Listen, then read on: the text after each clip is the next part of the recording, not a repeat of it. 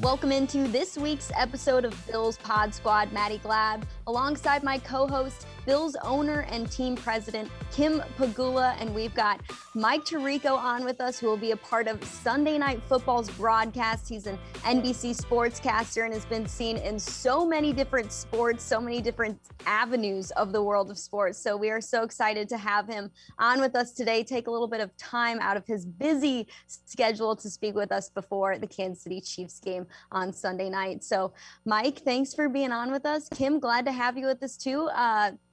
Thoughts about the Bills this season? I mean, they are 3-1 to start the season through 4 weeks of play, 2 shutouts in the first 4 weeks, which is kind of unlikely to do. So from the film study, from the storylines that you've looked at already, what do you think about this year's group?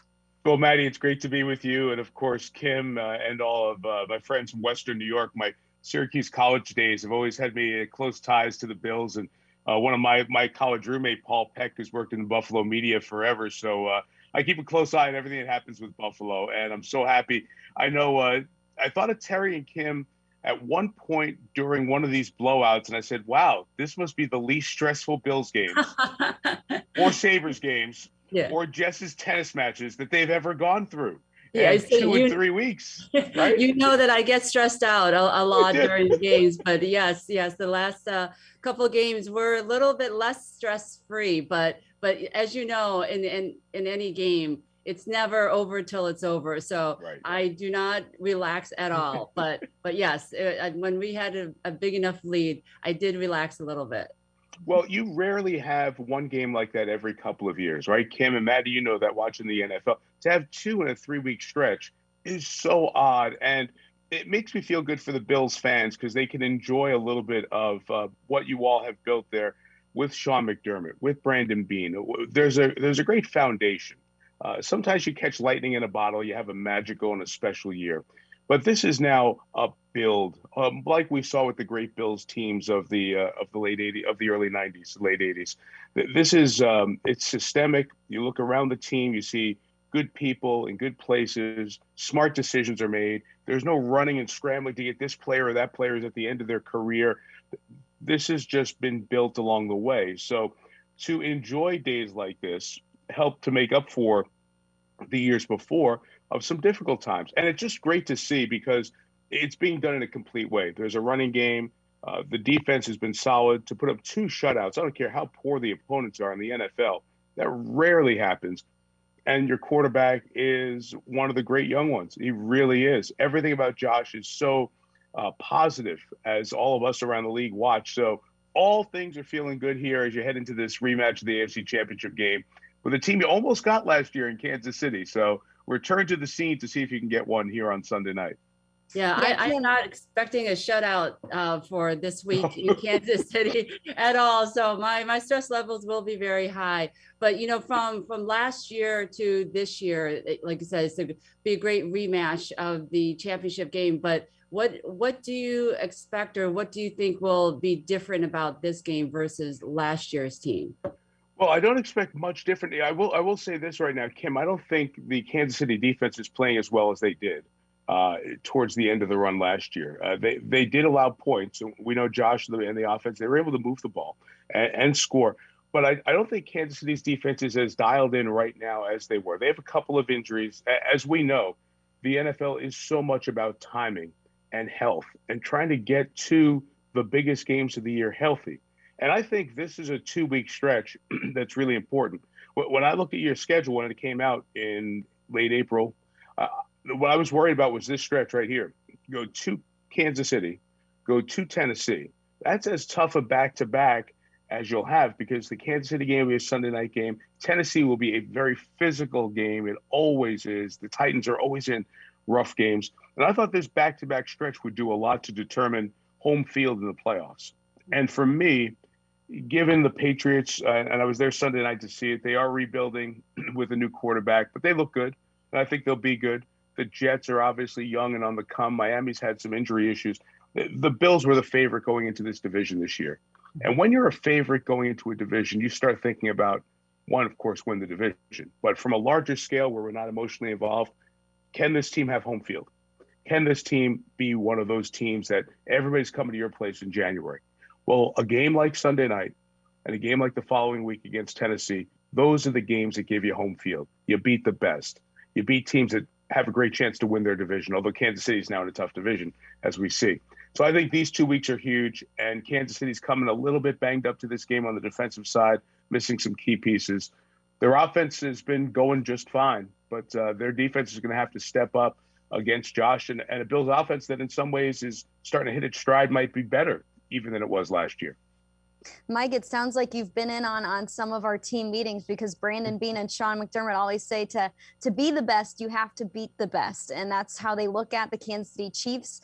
They've called them the gold standard of the NFL right now, just with how they've been playing as of the last couple of years. But Kim, I've also got to get your opinion on this game. What are some thoughts? I mean, last year's loss was tough. And then you think back to the regular season when we were without some of our players and lost the Chiefs again. So this is almost our third try at this team.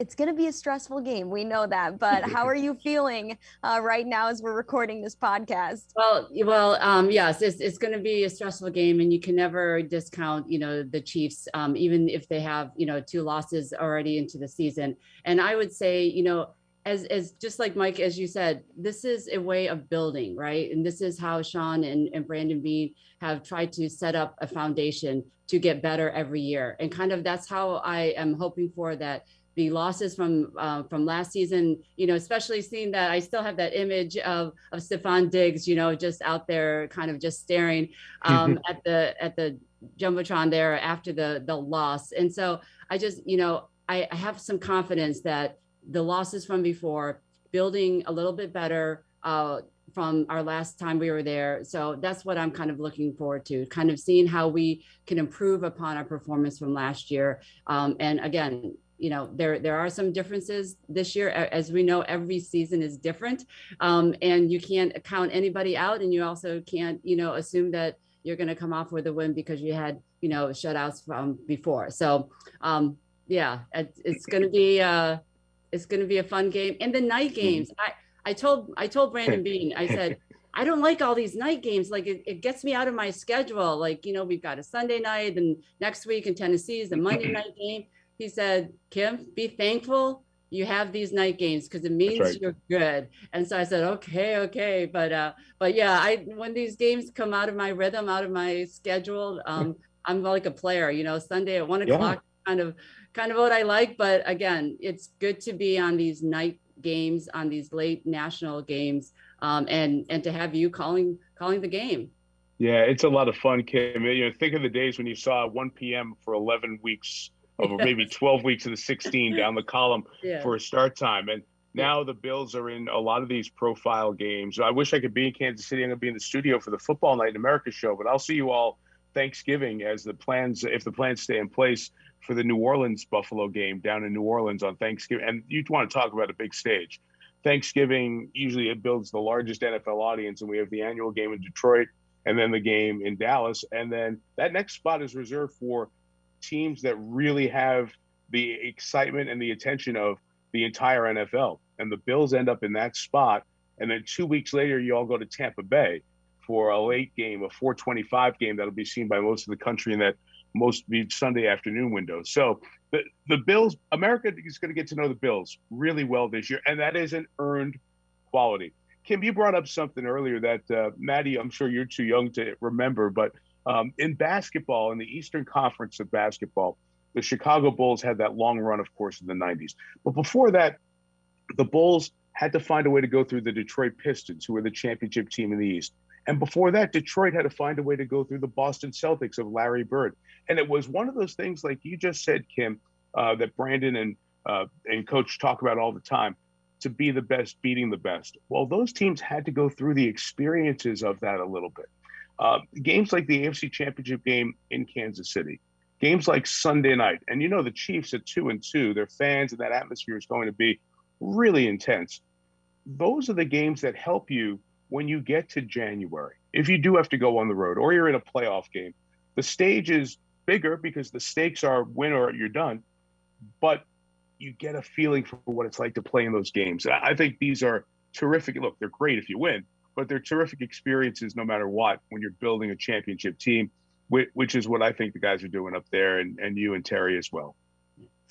Well, Mike, we know that, you love football, and it's football season, but you do so much more. Is there any sport that you haven't covered in your career? I mean, there's basketball, hockey, golf. What is there a sport you haven't covered? Don't forget tennis. I'm the rare person who has called a Jess Pegula match and called a Bills game. So wow. I kind of got that going for me. I did the U.S. Open for a bunch of years, and a year of the French Open with NBC. I'll miss hockey. We were involved with hockey at NBC, and I'll miss hockey, but certainly we'll keep an eye on the Sabres this year and hope things follow the Bills' path and able to build a successful story there for the next coming years with a lot of young talent. I will say that my answer would have been skateboarding. However, during the Olympics in Tokyo, our feed of announcers went out from the venue, and I had to call about 2 minutes of skateboarding. And let me just say, if it was 2 minutes and 5 seconds, I would have been in trouble. I was right at the end of my skateboarding knowledge to call the action when the announcers thankfully came back. We were able to go back to them. But I love sports. I love when they're keeping score. I'm in my mid-50s now, and I've been doing this at the network level for over 30 years, or 26 years, I should say. I've been doing it overall for over 30 years. And I still love my job. Wakes me up every day. I'm so excited to get to do the things like last week. We were backstage where Tom Brady walked down that visitor's tunnel for the very first time and out onto a field where he may have had the greatest career of any one player in one stadium, at Gillette Stadium. And Bills fans know that all too well. But to see Tom come back and have a chance to be a part of that scene and that night, those are special things. We are very cognizant that the people who watch this pod, the people who go to the stadium in Buffalo, the people who support the Bills all over the country, they do this to get away from their real life, right? It is our real life. And I know, Kim, you and Terry must feel the same way, how lucky we are that sports is a part of our day-to-day, not just our getaway. Oh, yes. I'm thankful. I tell people all the time, just like some people probably think I'm a little bit too involved as far as owners go in the business, but it's because I love it. And it's very thankful for what we're able to do. And it's so much fun on Sundays when you see the families together, when you see friends coming together to come to a game. It's more than just about the game. That's how I see it. And it's a much bigger purpose and picture out there. And it's just so much fun to see. Well, you opened the door, Maddy, so I'm just going to steal a half second from you. Go for it. I'll give you a ton of credit because I've seen you a little bit behind the scenes, but also at league meetings, trying to foster an opportunity to grow the NFL. If we take a step back and look at where the NFL was in 2016 compared to 2021, and the doors that have opened, not just for women, but for minorities, the opportunities that are there, it's been talked about. But the people who are at the top of the league are helping drive real change in substantive places that we see. And when you look at Super Bowl Sunday, and Tampa has 2 female assistants on their sideline, and the down judge for the Super Bowl, Sarah Thomas, a woman who's a referee. Now we have another female referee who is a minority. We see real change in the league in a lot of different ways. And I know you've put a lot of your time and efforts into committees and work and conversations. And I applaud you for that, Kim, because the whole see it and be it is real. And having a daughter who's gone through sports to now see people like you, ownership in Tennessee, ownership in Detroit, I think it's a real opportunity for the league to continue growth. Doesn't seem like the league can get any bigger, right?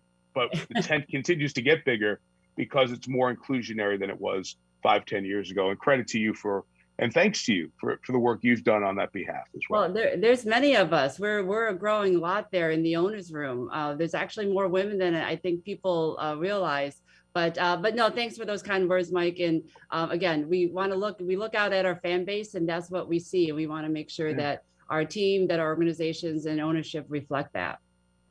I want to go back to a point you made just about the Bulls and the Detroit Pistons and kind of dismantling that team that is the team to beat, that is on the scene, that has been the team for several years. I mean, the Chiefs, they're the team in the AFC.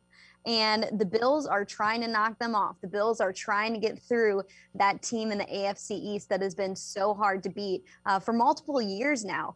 How much does a game like this go back to situations and games that you've covered in the past since you've been a part of so many sporting events, so many different games? Is there a game that you've covered that sticks out in your mind that was maybe not necessarily an underdog, but a team who was trying to get through that team to get to where they want to get to, which is the Super Bowl for the Buffalo Bills? Yeah, Maddy, I think we saw it back in football in the 80s when the Bears and the Giants and the 49ers were all so good in the NFC and they were battling each other. And these games in the regular season, because that schedule is set up so cleanly that division winners play division winners again the next year, right? These games are, let's forget the opportunities for a second to prove something, quote unquote.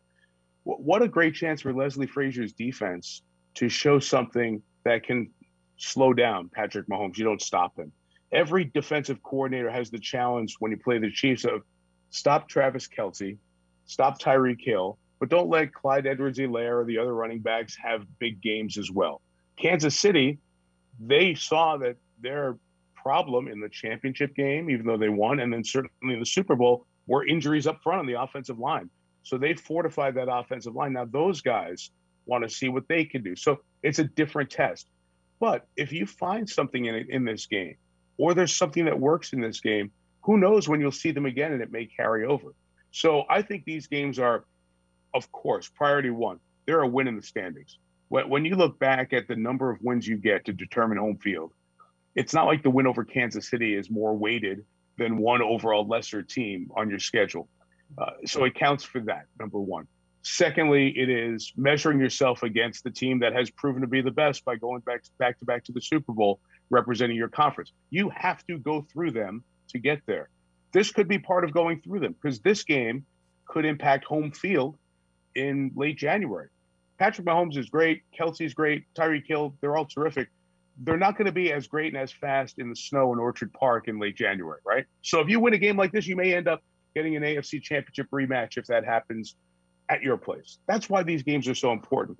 But I do think from a confidence, a mentality, and then an XO standpoint, these games, while they mean the same as the other 16 on the schedule in terms of value for wins and losses, I think they carry more because of exactly what you said. Chance to go out and see how we measure up this year against the team that they put out on the field this year. Mike, has there been, who's kind of a memorable game that you've announced that really sticks out in your head, or a person that you've interviewed? You mentioned, being in New England last week. I'm sure that was probably one of your top memories there, but any other, games that you've called, in any sport really, that really sticks out as special to you? Yeah, Kim, I've been lucky to be a bunch of places. I'd say if you ask about events, I've been to the Winter Olympics in 2018 in South Korea, and watching North Korea and South Korea walk in as one unified nation, nations that were and are still at war, and who barely get along and speak, even though they're neighbors. To watch their athletes walk in under one flag is something I'll never forget. That reminded me of the power of sports. There are things like Tiger Woods winning the career Grand Slam, becoming the 5th person to ever do it, the first time it ever happened on live TV. To be a part of something like that at the home of golf in Scotland, St. Andrews, was huge. But if you ask me for one event that still sticks with me, and we just passed the 15th anniversary of it, it's relatively insignificant in terms of championships. It was the 3rd game of the 2006 season, and our 3rd game for me in the booth calling Monday Night Football. And it was the New Orleans Saints returning home after Hurricane Katrina.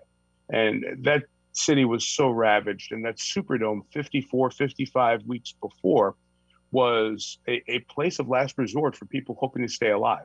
And there was a hole in the ceiling, and you remember the pictures and the imagery and all the people who came back. Well, they fixed the dome, and it was New Orleans' opportunity as a city to tell the world that they were open for business again. And then you fast forward all the things that happened. It was Sean Payton's first home game with the Saints. He's still there.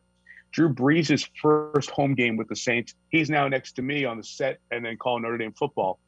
Steve Gleason, who blocked a punt on the 4th play from scrimmage of the game, has gone through a terrible medical battle and has been inspirational to so many people over the years. Who would have known the guy who blocked that punt has become inspirational for so many people who've never touched football.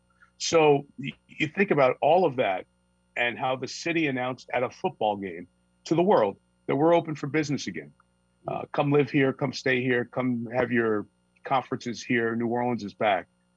That was as powerful a moment as I think I'll ever experience, because it does speak to the power of sports, and that you may have the Buffalo Symphony, you may have wonderful representatives of Buffalo, but few people go around America with the word Buffalo across their chest or on the nameplate there. And it's the Bills and the Sabres going across North America representing that city.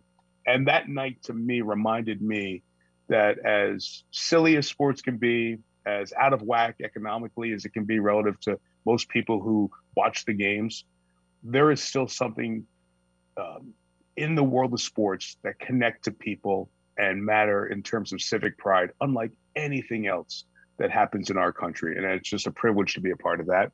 And that's the lesson I learned that night, and hopefully take with me every time I get to broadcast a game somewhere. Yeah, we are so blessed to be in a world where we get to cover sports for our full-time jobs, and that Kim gets to be a part of two great sports organizations in Buffalo that just fuel the city in more ways than she probably knows. Do you have a sport that's your favorite sport to call, and maybe one that's the most challenging to call? Well, I love them all. I love them all the same. I like to say that any of us who are blessed to have multiple kids, you love them all the same in different ways, right? I do find that football connects with my personality the most. The preparation, I like to say it's 50 hours, 60 hours a week of preparation that leads to a 3.5-hour open book oral exam in front of America. And you better be right. And there's going to be a night when Brandon Beane and the construction of the team becomes a really big part of the story. And it happened to be when we did a Sunday night game up there last year against Pittsburgh, because there were some injuries and you started to look at the team that Brandon has built here. So being able to build out that story, or the story of Terry and Kim, or the story of an assistant coach or a coordinator who's a hot coordinator, Brian Daboll's connection with West Seneca and the neighborhoods and growing up a Bills fan. Those are the stories that matter. So you've got to prepare for the 53 on the field and another dozen off the field, times 2. So there are 130 stories, and you don't know which one you're going to sit down to tell people as a story at the end of the night that's going to stick with them. And I love the week of culling together all of those stories and information. And then for 3.5 hours, you don't know which one of the 130 you're going to need. So be ready and let's go. I love that. I would say that the hardest one to do is hockey. I didn't realize how difficult hockey was until I got in there. And the people who've done it, like Rick up there in Buffalo for a half century, the people nationally like Mike Emmerich, who's retired now, and Kenny Albert, and a whole bunch of others, are folks who I have always admired. But it was very different when I figured out real quick that, oh, wait a minute. There's not a stop between plays to figure out who's out on the field. When did they change? When did the coach decide to flip that line? I'll tell you a very quick story. I'm getting ready to do my first game. It's Detroit and Chicago. In Detroit, I live in Michigan. I know the Red Wings pretty well, and so I'm focused in on the lines. Okay, I've got the line combinations down, so I have a sense of the rhythm of the line changes. Understand, ready to go. First shift, one of the Red Wings left wings takes a stick up by the face, out the rest of the game. The lines are a mismatch the rest of the game. I'm a wreck. I'm a disaster, right? Second shift, one of the Blackhawks defensemen takes a puck off his ankle trying to block a shot. He's out. The defense pairs are mixed up the whole game. So I am completely toast. At that point, I realized this is pretty hard, but it was fun. I love doing hockey. I love the speed and the pace of it and the people around the game as well. Yeah, I couldn't agree with you more, Mike. You know, people ask me the same thing. Which one do you love more, football or hockey? And I say the same thing you did. It's like your kids, right? They're so different that it's hard to actually compare them. It's not like apples to apples. But also that's the best part of the game, right? The fact that there is no stoppages when that you're expected, when the line combinations change. And sometimes they're only on the ice for a few seconds or minutes. They're not out there for an extended period of time. So it is the hard part of hockey is also what makes it so great. And it's also really fun to see in person, the speed of the game and hearing the sounds. It's awesome. But you are a Syracuse grad, just as well as my son is. He's graduating, just almost graduated. But so going into Syracuse, broadcast, was that what you always wanted to do? Or did you have other plans growing up as a kid from New York? Yeah, so I had this wonderful idea that I was going to be a baseball player. And then when we got to high school and the options were to be a defensive replacement or maybe a pinch runner, like, you know what, maybe this isn't going to work out.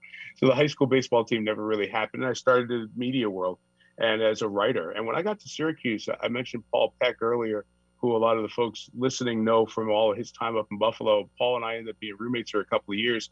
There were about 8 or 9 of us there who were still in the business.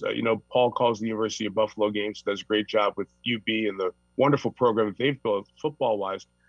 We've got a roommate who's the voice of the Houston Astros on TV for the last 5 years. Another roommate who is in sports talk radio in Houston. Another one is the voice of the University of Cincinnati, who's from that area up right near Jamestown. Dan Horde, who's a longtime Western New York guy who's had a lot of success.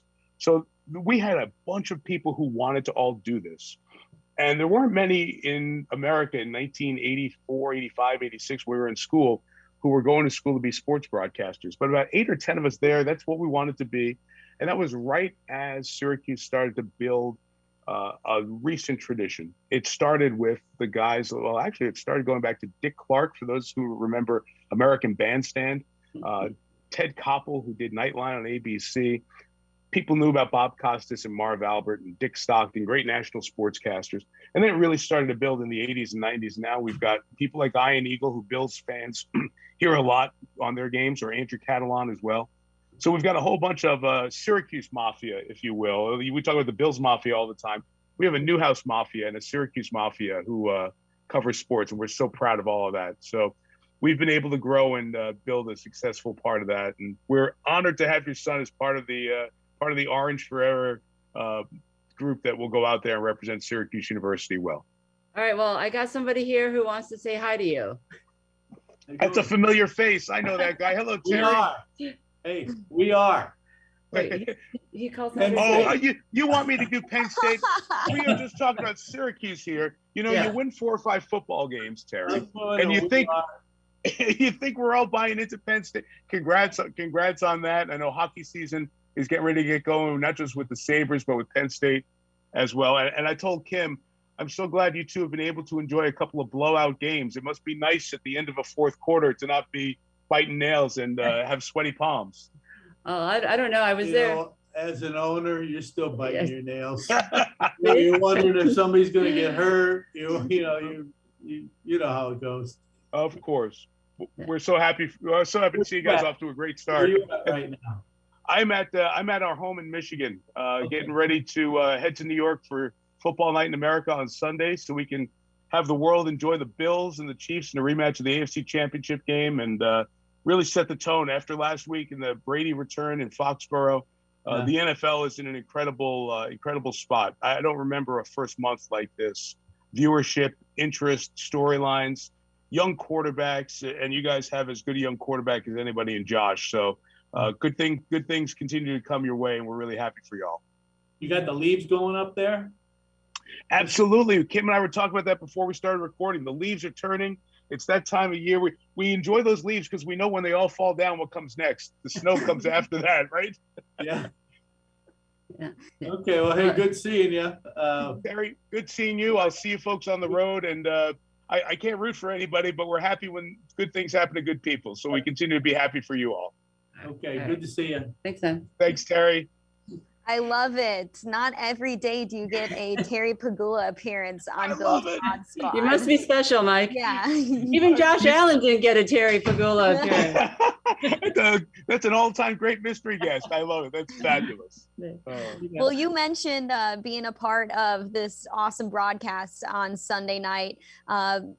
You get to call the game and be with just several really special people in the sports world that so many people get to watch every single week, working alongside guys like Al Michaels, Chris Collinsworth, Michelle Tafoya. What's the best part about being with a team like that? And I just named a few of them. There are so many other great people who get to be on camera and be a part of those huge broadcasts every single week. Yeah, Maddy, it was fun last week because usually our studio group is in Connecticut where our NBC headquarters are. And then the game group is on site week to week, wherever Sunday Night Football is. But we're all able to be in the same place for the game last week in Foxborough for that return game with Brady. And, you kind of roll in there and it's, I'm lucky enough to be with Tony Dungy's in the Hall of Fame and Drew Brees, who will be in the Hall of Fame. And to be with Drew the night that his all-time passing yardage record was passed, and Rodney Harrison, Super Bowl champion. Jack Collinsworth has joined us on the road as well. So Jack and Rodney are at the games every week with Al Michaels, Chris Collinsworth, Michelle Tafoya, who've had a run where Sunday Night Football for the last decade has been the most watched primetime show in America. No show has ever had a run in primetime TV like Sunday Night Football. And of course, it's the NFL.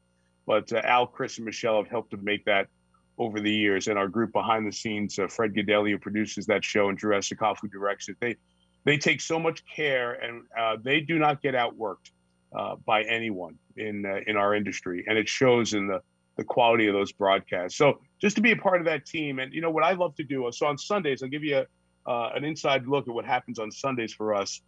I'll be in our studio in Connecticut on Sunday, and our Football Night in America show goes on at 7 Eastern time. So starting at about 11:30, we're all in one big room with a whole bunch of big TVs for 8 hours. And it's me and Tony Dungy's on one side of me, Drew Brees is on the other side. Chris Sims is in there. We've got Catherine Tappan, who hosts our Peacock Sunday Night Football final post-game show. Catherine is our partner at Notre Dame on Sidelines. She's a great, great reporter and friend. All of our producers and our assistants, our research team, and we watch football. And so when something happens in a football game, I get to look to my left and go to Tony Dungy, Hall of Fame coach who's won the Super Bowl. Tony, what happened? And he tells you right away. Or I get to look at Brees and say, hey, how good was that throw that Josh Allen just made? But if Bills fans remember from last year, the playoff game, Josh Allen's biggest fan in the media is Chris Sims. Chris Sims sits about 2 rows back over my left shoulder. And every time I hear Chris Sims yell, that's my boy Blue, I know Josh Allen just made another incredible running, scrambling play. So we have as much fun as people do at home watching football with their friends. And the only difference is we have to stop at some point, go put on makeup and share the highlights with America and talk about the game. So it's so much fun. I hope you can hear that in my answer and my voice. That's a chance for us to watch all the games at once, share why it happened with America. People see the highlights on their phones now, so it's not just about the highlights. We like to call them the why lights. Why did it happen? Why was this play so important? Why is this player so good? And then just get the table set for Sunday Night Football. So to hear what those guys think before we throw it to Al, Chris, and Michelle at Arrowhead this week. I wish we had more Sunday night games in Buffalo. That's one of the things I'd like to see next year. I'd like to see a couple more games in Western New York on a Sunday night. That's a special atmosphere. I've gotten to do some Monday night games there. And boy, do I want to see a few more Sunday nighters up there for sure. I got to work on that. I got to work. Yes. The guy that does the schedule. I'll have to do that, but hopefully we'll be able to earn that spot, more of those spots in the future. So, you talked about the prep and the work that you do for the broadcast. So we have young listeners out here, Sure. What would you say as advice for anyone wanting to get into broadcast?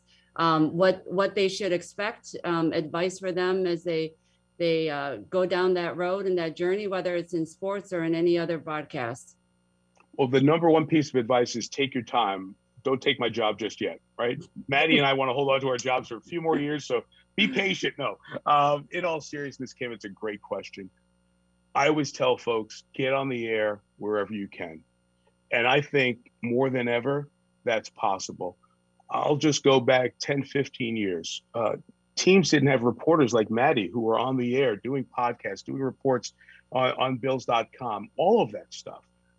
There were only a few network broadcasts. There weren't things like the Big Ten network, so Terry can watch his beloved Penn State team in any sport possible at any time, or the ACC network where your son and I can watch Syracuse at any time in any sport they're playing. Those now have announcers. That didn't exist 15, 20 years ago. So all we've done in the media industry and sportscasting is expand and grow. So there are more opportunities than ever before. I say that the keys are to be prepared. You need to know who the backup punter is. You need to know all the little things.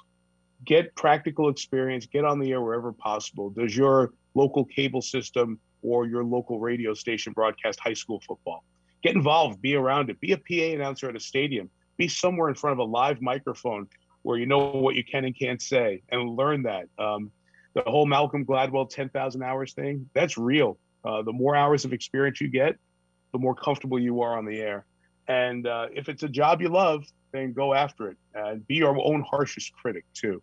Because I think in this industry, everyone's critical, but we've all seen things on TV that we like, and we've seen things that we don't like. Can you take what you don't like and make sure that that's part of what you don't do on the air, and do the things on the air that you like in your own style, in your own personality? If you can do those kind of things, I think you'll have a great chance in 20 or 30 years to kick me and Maddy out of our chairs. And go to the journalism school, my alma mater, Mizzou or Syracuse. That's good. That's good. Those are great ones. Absolutely. Maybe in the other order, but you're exactly right. Yeah. Where is the coolest place this job has taken you? Because you've gotten to go all over the world, covering sports, to covering Olympics, to covering golf, to tennis. So what's at the top of your list of places that you've gotten to visit because of your career? Yeah, Maddy, that's a really good question. I'm thinking here. I think the answer would be South Africa. Ooh. For the World Cup in 2010. To go to Johannesburg and base out of there, and go to different cities around South Africa to watch different matches. Rustenburg, South Africa. I never in my life would have gotten there if not for the USA being drawn there to play in a soccer match.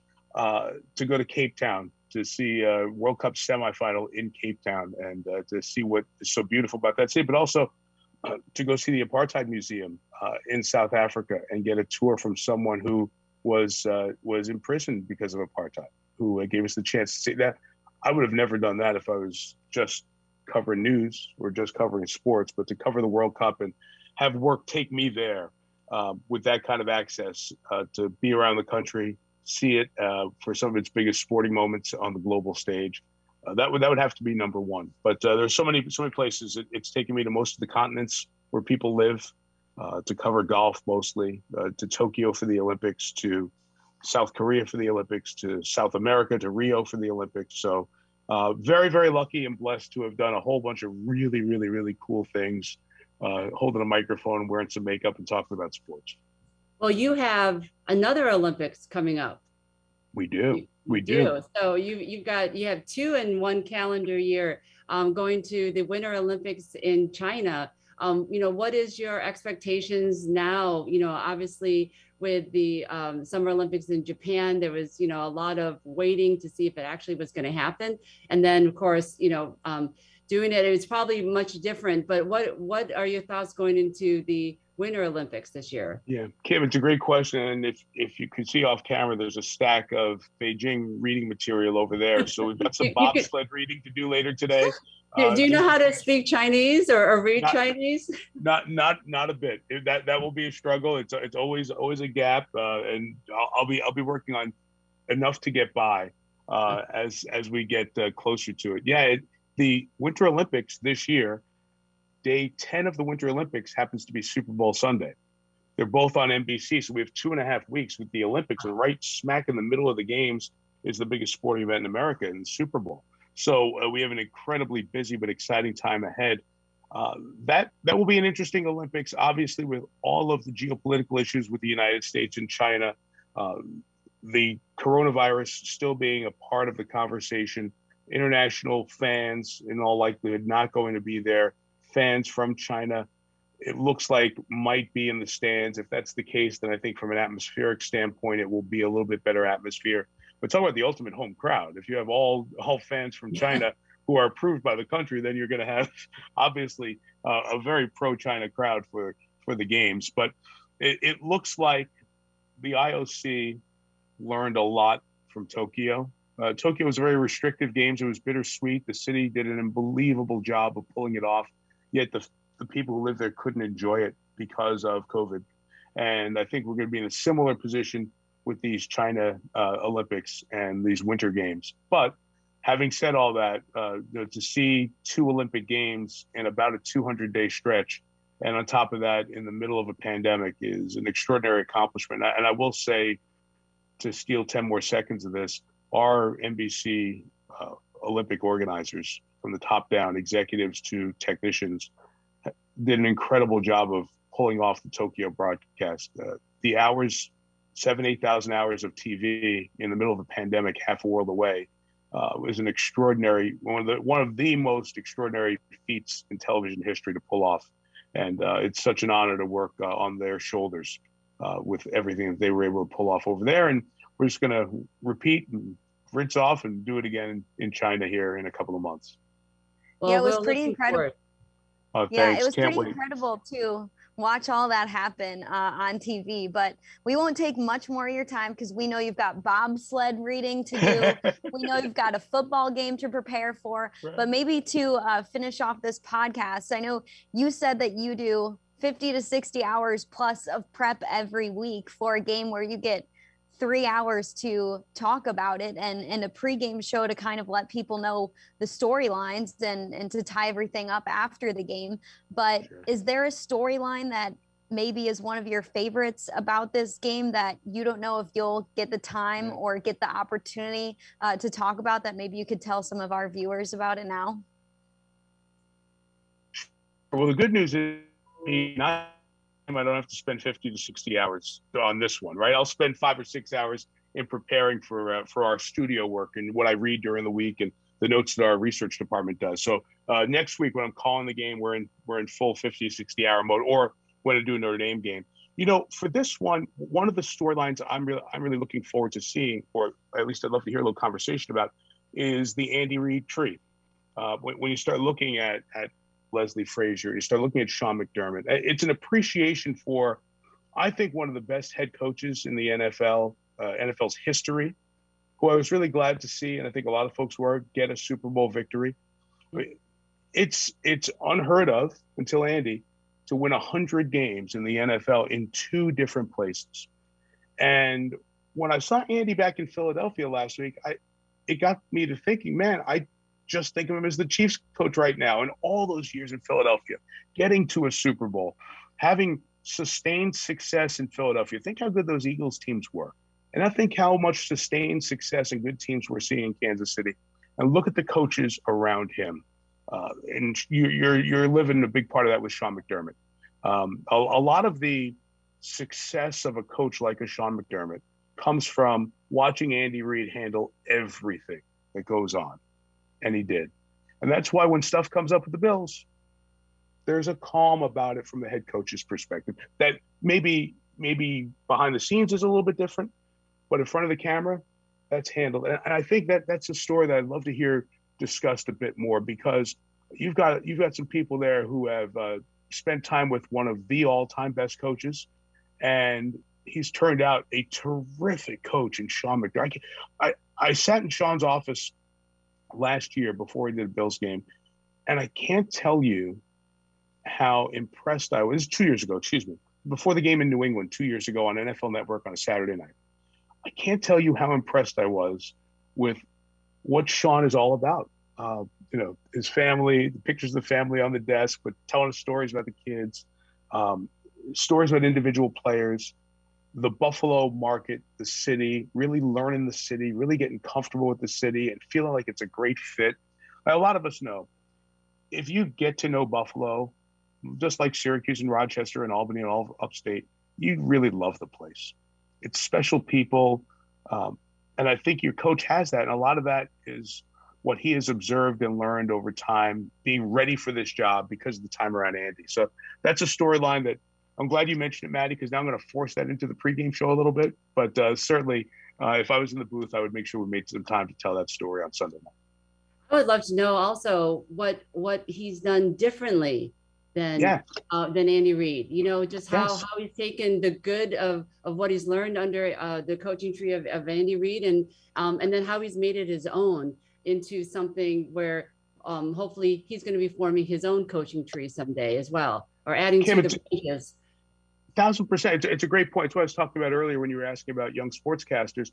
There are things that I've observed from Al Michaels, from Kurt Gowdy way back in the day, from Dick Enberg, God rest his soul, from Jim McKay, from Bob Costas, people who I've watched as a fan and then been around at a different time in my life professionally, that I don't do exactly what they do, but I take the lesson learned and put it in my own words with my personality. And you're exactly right. It's a great, and I'm glad you said that, because it's a good way to approach that with some coaches who will come across later on this year, not just off the tree, but what did you learn and what did you put in your own spin that was a lesson you learned from your mentor that has helped you succeed. I think it's great advice for all of us in any walk of life, for sure. Well, we're hoping what the difference is between Coach Reed and Coach McDermott is going to be the difference in the game that goes in our favor this Sunday. I'm sure you are. That was perfectly said by the owner of the team. See, you can be a homer here on this. It's your podcast. It's your team. So you better be all about it, right? Yes, right. Well, thank you, Mike, for being with us. Yeah. Thank you so much, Mike. Before we wrap up, one thing that was interesting that, you already pointed to about these two coaches is Sean McDermott was doing his media availability on Monday afternoon, and he was asked about something that he's learned from Andy Reid. And he talked about the consistency that he learned from Andy Reid and how he preaches that all the time, is to stay consistent from your game week prep to your practices, to your schedules, to your meals, to your rehab, whatever it may be. It's the consistency, and that's the mindset they're using to go into this game against his former head coach. Right. So it all comes together at the end of the day with how many coaching trees clash in the NFL and how many coaches have coached together. So great point. Hey, that's the consistency you demand from your listeners. Download this podcast every week, like it, listen to it, tell a friend. Every single week, you have to do that all the way through the Super Bowl, and then you're all set. Well, Mike, thank you so much for being on with us, for sharing your path to be a part of the NBC Sports family. We wish you all the best luck in the pregame show, and we hope it's a wonderful broadcast for everybody involved in. And we'll see you hopefully on Thanksgiving then. Absolutely. Maddy, thank you. Congratulations to all the Bills fans. And Kim, all the best the rest of the year. I look forward to seeing you and Terry down the line. All right. Thank you, Mike. Thanks for being here. Of course. Take care, ladies.